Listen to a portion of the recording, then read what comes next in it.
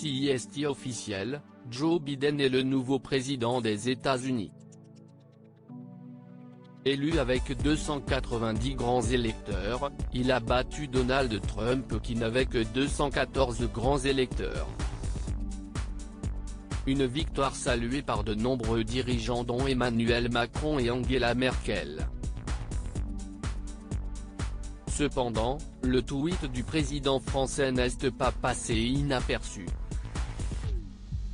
En effet, il a d'abord tweeté « Les Américains ont désigné leur président.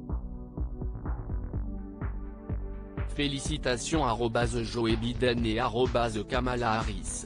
Nous avons beaucoup à faire pour relever les défis d'aujourd'hui. Agissons ensemble ». Un tweet suivi d'un second, The Americans have chosen their president. Congratulations @Joe Biden and @Kamala Harris. We have a lot to do to overcome the challenge. Let's work together. Vous l'aurez remarqué, le président a d'abord tweeté en français puis en anglais quelques minutes après.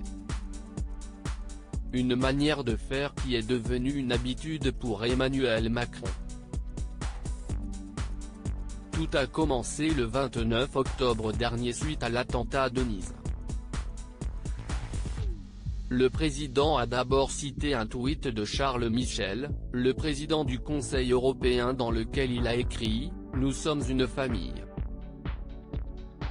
Unis dans les épreuves. Rassemblés pour défendre les valeurs qui font notre union. À tous, je veux dire, merci pour votre soutien. » Il a par la suite écrit la même chose, mais en anglais. Un premier tweet qui a inspiré l'homme de 42 ans qui s'est à nouveau exprimé dans une langue étrangère, en arabe et en allemand quelques jours plus tard. Des tweets qui ne passent pas inaperçus puisque la plupart d'entre eux sont beaucoup plus aimés, cités et commentés lorsqu'ils sont écrits dans une langue étrangère. Le tweet félicitant Joe Biden a été aimé par plus de 190 000 personnes en anglais contre 80 000 utilisateurs en français. Serait-ce un moyen pour le président d'affirmer son union avec tous les pays? S'il n'a pas donné une raison précise à cela, on peut imaginer qu'Emmanuel Macron a trouvé une nouvelle habitude qui lui convient parfaitement.